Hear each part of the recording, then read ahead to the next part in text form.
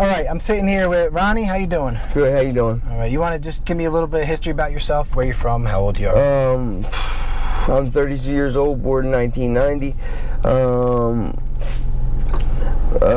The most that I remember from my childhood, I can say around about the time I start remembering being alive. I was about 6 years old in New Jersey, in the Villas. It's in Cape May. It's a neighborhood in Villas, in Cape May. We moved to Summers Point, New Jersey when I was about 5. I started kindergarten there. I lived about 12 years in New Jersey. When I grew up, my passion was hockey and sports. I was really good at hockey. Probably could have become one of the pros. When I was 12 years old, I moved to Delaware. Okay. And I lived about 15 years in Delaware. And that's where my life of drugs and crime began. Wow. So how old were you when you started hard drugs? I would say. And what? I would say about 15. And what was that at the time? Pills? I would say triple C's. Yeah. You take about 20 of them. That's hard drugs. Yeah. You know? That's the worst. But, marijuana around 13, 14 was a big thing for me. So I was drinking alcohol when I was about 13. Okay. I actually took 30 shots of vodka when I was 13. Wow. And, well, yeah, marijuana when I was 15. Hard drugs was like Percocet 16. 16. And then eventually, of course, you went to heroin? Yeah. Now, were you around for the real heroin? Yeah, absolutely. That's why I started shooting. If I didn't do real heroin, I wouldn't be shooting this stuff. Okay, so which one did you like better, feeling-wise? Do you like the fentanyl feeling? Or, no. So you like the fentanyl better? No, I'm sorry, I like the heroin better. Right. You know what I mean? And the reason why I shot it was because honestly, all you needed to do was one heroin shot in a day, and you know what I mean, the way it engulfed and the euphoria that ran through your body, you felt like you were an electric guitar. Yeah. You know what I mean? And it lasted all day long. Yeah, too. yeah. And you can go to work on it if you need to. I honestly never ever. Only one time I fell out, like the shot and then went out. You didn't want to fall out because that means you were dead. Yeah, without the regular heroin, the real heroin. Yeah, real heroin. Yeah, so I only actually fell out on heroin one time. I still, to this day, have never been Narcan. Wow. But, even with this new fentanyl stuff? Even with the new fentanyl stuff. I still have never been Narcan.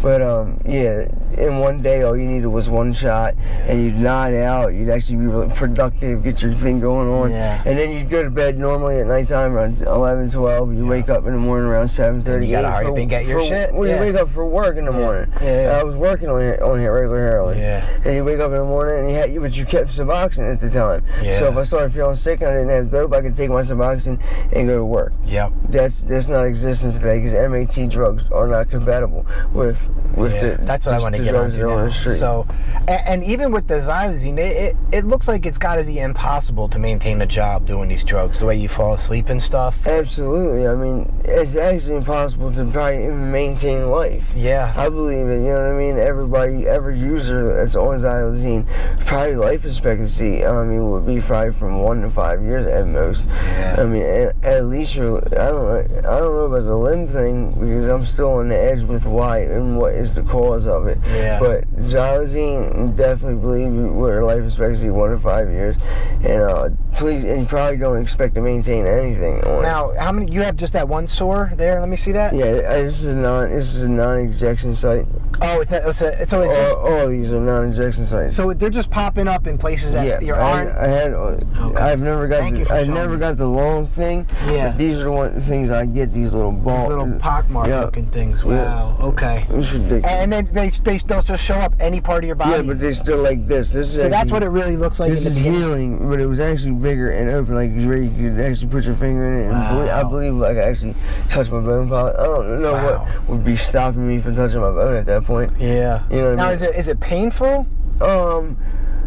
Yeah, it is painful. I'm just curious. Like once you get to this point, it's not painful unless you touch it. Okay. Or hit it. Yeah. Because I can touch it like this, but if I was to whack it, it would probably hurt a lot more than a regular whack on here. You know what I mean? Yeah. Now, do you do wound care at all? I do my own wound care. Actually, I actually just took them off to let them breathe. At this point, you really don't want to put any AD or ointment on it because it's going to keep it moist. Yeah. And if the moist, it will not heal. You know what I mean? Yeah. I've had this here for 9 months.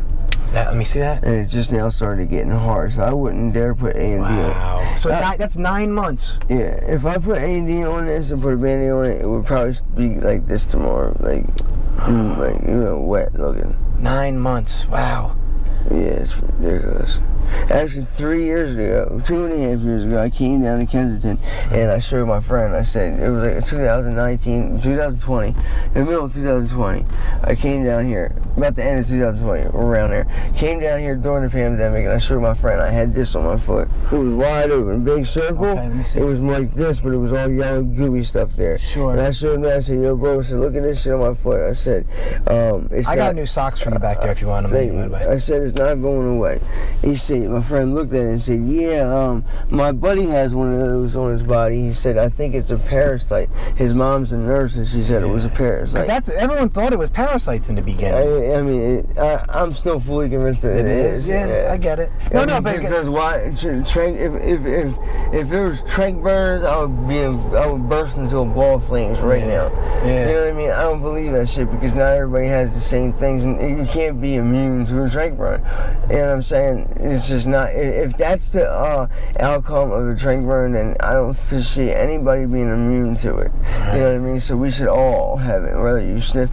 And now I'm actually really convinced not, because one of my friends who doesn't use any drugs at all, he's actually a drug counselor, has 2 of them. Wow. And he lives on Allegheny Avenue. Wow.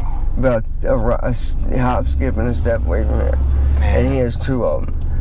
That's so scary. You know what I mean? Yeah. So to me, it's leading to believe it's a bacterial infection of staph, some sort. Yeah. No, I get that. Now, I tested crack, meth, and a fentanyl bag. You know the testers they hand out at Prevention Point? And it all came back positive for xylazine. All of them. Exactly.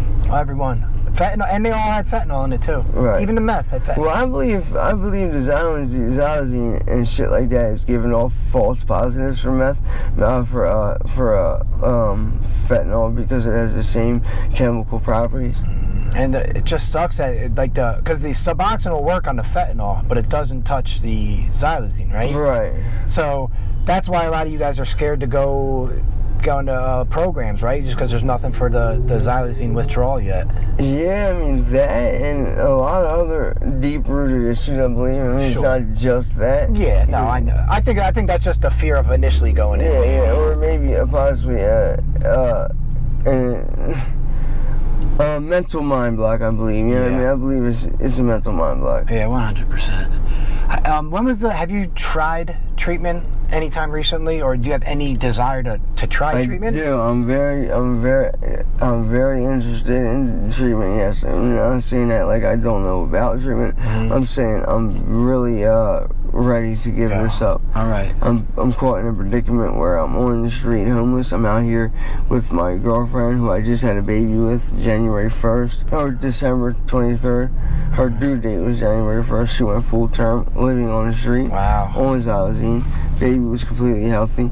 And my sister's out here. She also homeless. She's 3 years older than me. And like, to me, that's kind of something that's holding me back, because I would love for them both to be on board. Because because if I go and get clean, I can't come back out here and be with them. Yeah. You know? It's hard though, leaving a loved one down here. I get it. Yeah, it's very hard. You're leaving them in a war zone. Yeah. You know, it's like you being a soldier in Afghanistan, and you have your platoon, and it's like, yo, I'm copping it. I'm leaving. This shit's getting too rough. Yeah. No, you go through a lot of stuff with these people on an everyday basis. I get not wanting to leave them. Right. I understand that. At some point though, you gotta decide if it's, if your life's worth getting better, because a lot of people will never leave these streets. That's the sad part, Yeah. I've been doing this for 6 months. I've gotten 2 people help off the streets. That's crazy. So, but it's worth it. It's not just those 2, it's worth it. It's just, it's hard. You know what I think's crazy though? Mm-hmm. I've been homeless going on 2 years out here, and in the last 2 years, other than the people that come up for the nonprofit organizations and set up food stands, that feed food, other than those people right there, I've had maybe 10 people pull up in their car and hand me something like money or food. I do not panhandle. Right. And 10 people in the last 2 years. Well, I've had a pit bull. I got a pit bull right now for the last month, and almost every single day, someone stops and gets. It's funny. I just gave a bottle of water to someone walking a pit bull here. I get that. Almost every single day, someone stopped and gave me food for that dog. It's like they like the dog more. It's like they care about the dog more. I get. Well, it's not even like it. It's they do. Yeah. The proof's in the pudding, man. Yeah. Now, when you seen me, you reached out to me because you saw me with the tent in my hand. Yes. And would you, if I can get someone that watches my channel, I'll try and get you guys a tent too. Oh, I would love that. That would be awesome. There's usually 2 small 2-person tents or whatever, at least enough room for you and your girl or whatever. Really, the smaller the better, man. Because there's a place to sleep and you can pop it up and take it down. Yeah.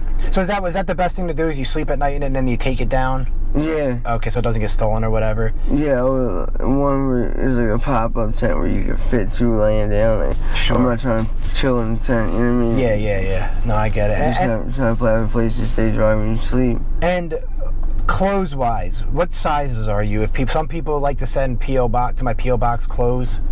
Well, I guess a large. Actually, I'm 6'1". You're a tall guy. That's what I was asking. Yeah, my jean size is 32 waist, 31 length. All right. You know, I wear a large shirt, but I'm 6'1". All right. Yeah, you're I'm tall, slender, skinny, 6'1". Yeah, athletic built. I got you. All right. I just wanted to because a lot of times I like to send stuff, so I want to help you if possible. Thank you, man. That's what's up. All right. Well, I appreciate you taking the time to do this interview, and hopefully we can continue to do this in the future. I can talk to you guys and help you guys, and I appreciate y'all, man. Get you some treatment when you're ready. Yeah. And maybe in the future, interview your girlfriend if she's open to it. We can do a couples interview together or something. Yeah, that would be cool. And shout out to your station, man. It's called Jeff's High on Life. Yeah. Jeff's High on Life, man. Yeah. Y'all go view that. Yeah, we're trying. We do a positive Kensington channel. We don't show people nodding out and. Hey man, it's all right. It is what it is. But yeah, that's positive. Go view Jeff's High on Life, man. Yes, sir. All right. Thanks again. Yep.